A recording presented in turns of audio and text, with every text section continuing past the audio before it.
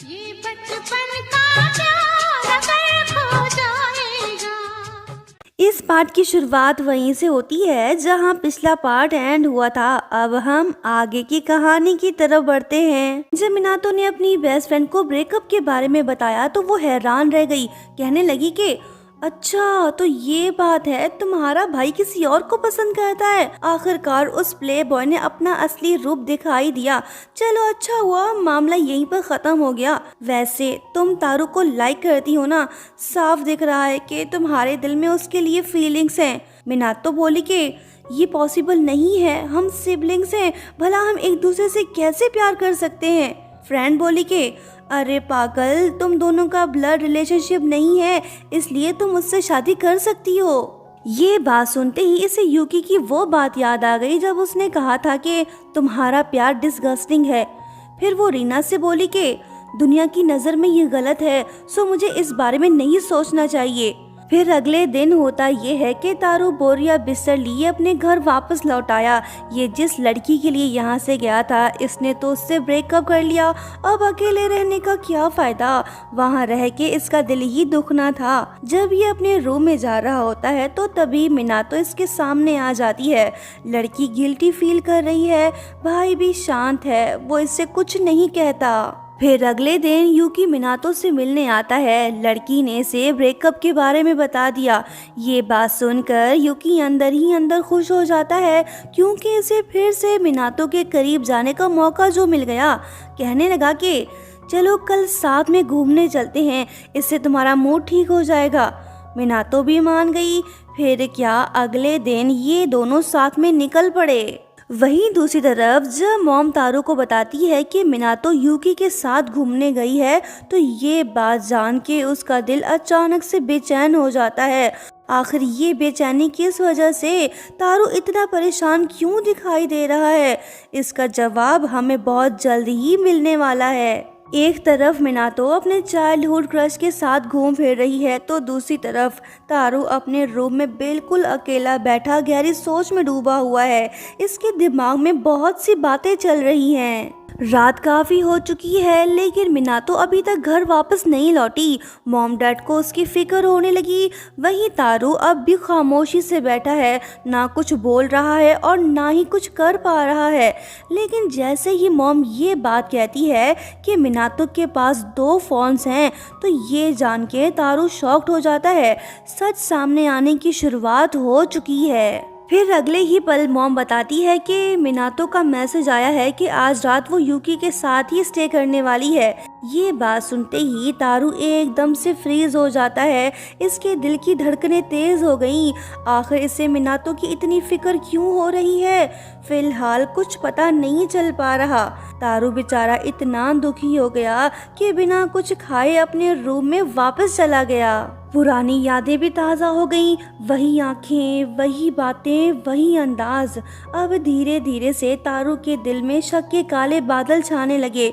सोचने लगा कि मिनातो के पास तो एक ही फ़ोन था, फिर ये दूसरा फ़ोन कहाँ से आया। क्या ये वही फ़ोन तो नहीं जो मैंने मीना को दिया था। डॉट से डॉट कनेक्ट होते जा रहे हैं, इसका शक बढ़ता जा रहा है। फिर क्या, तारू ने फौरन से अपना फ़ोन उठाया और मीना के नंबर पे कॉल करने लगा। फ़ोन की घंटी मिनातो के रूम में बजने लगी और इसी पल सब कुछ क्लियर हो गया। फाइनली तारू को पता चल ही गया कि मिनातो ही असल में मीना थी। इसका दिल तो और भी ज़्यादा बेचैन हो गया। बचपन का प्यार, बस थोड़ा सा इंतज़ार। वहीं दूसरी तरफ नामराद आशिक ने अपना असली रंग दिखाना शुरू कर दिया। वो मिनातो से कहता है कि जैसा मैं बोल रहा हूँ वैसा करो, नहीं तो मैं तारू को सब कुछ बता दूंगा। ये बात सुनते ही मिनातो घबरा गई। ये हरगिज नहीं चाहती कि तारू को पता चले कि उसकी बहन ने उसे धोखा दिया, उससे झूठ बोला और उसकी फीलिंग्स के साथ खेला। अगर उसे पता चला कि वो अपनी ही बहन से प्यार कर बैठा, तो ये बात जान के वो अंदर से टूट जाएगा और अपने आप को कभी माफ़ नहीं कर पाएगा। काफ़ी सोचने के बाद मिनातो डिसाइड करती है कि वो अपने भाई को प्रोटेक्ट करेगी, चाहे इसके लिए इसे अपनी इज्जत की कुर्बानी ही क्यों ना देनी पड़े। जब ये शावर रूम की तरफ बढ़ने लगी तो यूकी ने कहा कि रुको, तुमने तो कहा था कि तुम उसे भुला चुकी हो, लेकिन ऐसा तो बिल्कुल भी नहीं है। क्या तुम्हें अब भी फील नहीं हो रहा कि तुम उससे प्यार करती हो? अपने आप को धोखा मत दो। तुम अपने स्टेप ब्रदर के लिए कुछ भी करने को तैयार हो गई। इससे साफ पता चल रहा है कि वो तुम्हारे लिए कितना इम्पोर्टेंट है। यूकी तो सच में एक अच्छा बंदा निकला। इसने मिनातो को एहसास दिलाया कि उसके दिल में सिर्फ तारू है और कोई नहीं। ये दुखी दिल के साथ मिनातो को गुड बाय कहकर वहां से चला गया। इसने उन दोनों को मिलने का मौका दे दिया। ये चाहता तो मिनातो को ब्लैकमेल कर सकता था, लेकिन इसने ऐसा नहीं किया। मिनातो बेचारी रोने बैठ गई। ये अपने आप को माफ नहीं कर पा रही। अगले दिन मिनातो दुखी दिल के साथ कॉलेज से वापस आ रही होती है। वो सोचने लगी कि मेरे एक झूठ की वजह से 2 लोगों का दिल टूट गया। मैं अपने आप को कभी माफ नहीं करूंगी। अब बस बहुत हुआ। मैं तारू को सब कुछ बता दूंगी, फिर जो होगा देखा जाएगा। ये जा रही होती है कि तभी किसी से टकरा जाती है। फिर से वही सीन। ये कोई और नहीं बल्कि तारू है। इसके हाथ में वही मोबाइल है जो इसने मीना को दिया था। नेक्स्ट सीन में हम देखते हैं कि दोनों स्टेप सिबलिंग्स पेड़ के नीचे खड़े हैं। मिनातो सर झुकाए उससे माफी मांगने लगी। तारू तो इस पे बिल्कुल भी गुस्सा नहीं है। कहने लगा कि माफी तो मुझे तुमसे मांगनी चाहिए। वो बोली कि अरे तुम क्यों सॉरी बोल रहे हो? मैंने तुम्हें इतने अरसे तक धोखे में रखा, क्या तुम्हें मुझ पे गुस्सा नहीं आ रहा? वो बोला कि नहीं तो दरअसल मैंने भी तुमसे झूठ बोला। उस दिन जब मैं तुमसे टकराया तो वाकई बहुत ज्यादा हैरान रह गया, क्योंकि तुम बिल्कुल मिनातो जैसी दिखती थी। एकदम वही शक्ल, वही एहसास। मिनातो फौरन से बोली कि तुम ये कहना चाह रहे हो कि वो लड़की अभी भी जिंदा है जिससे तुम प्यार करते थे? वो बोला कि हाँ, मैं उसे कैसे भुला सकता हूँ। वो वही लड़की है जिससे मैं बचपन से प्यार करता आया हूँ। कहानी फ्लैशबैक में चली गई। अब हमें असल कहानी पता चलने वाली है। तारू बताने लगा कि बचपन में जब डैड मुझे जू ले गए तो वहाँ उन्होंने मुझे एक बहुत ही प्यारी लड़की से मिलवाया जिसका नाम मिनातो था। उसकी मॉम और मेरे डैड ऑलरेडी फ्रेंड्स थे, तो वो लड़की प्यार से मुझसे बोली कि मैं तुम्हारा हाथ थाम लेती हूँ ताकि हम कहीं खो ना जाएं। मेरा दिल तो ऑलरेडी उसे देखकर खो सा गया था। मुझे पहली नज़र में उससे प्यार हो सा गया था। फिर हम हर वीकेंड पे एज अ फ्रेंड्स मिला करते थे। मेरी नज़र उससे हट ही नहीं रही थी। फिर एक दिन डैड ने मुझे गुड न्यूज़ दी कि मैं मिनातो की मॉम से शादी करने वाला हूँ। ये बात जान के मेरा दिल तो खुश हो गया। मुझे लगा कि मिनातो अब और भी ज़्यादा मेरे करीब हो जाएगी, लेकिन अफसोस जब मैं थोड़ा बड़ा हुआ तो मुझे पता चला कि भाई बहन आपस में शादी नहीं कर सकते। ये बात जान के मेरा दिल टूट सा गया। बस उसी पल मैंने डिसाइड किया कि मैं तुम्हें अपनी जिंदगी से मिटा दूंगा। अगर मैं उस इंसान के साथ नहीं रह सकता जिससे मैं प्यार करता हूँ तो फिर मैंने किसी चीज़ की परवाह ही नहीं की। इसी वजह से मैं प्ले बॉय बन गया ताकि तुम्हें भुला सकूं। जब भी स्कूल में तुम्हें मेरी वजह से बुली किया जाता था तो तब मेरा दिल बहुत दुखता था। मैं चाह कर भी कुछ नहीं कर सकता था क्योंकि मैं तुमसे दूर रहने का फैसला कर चुका था।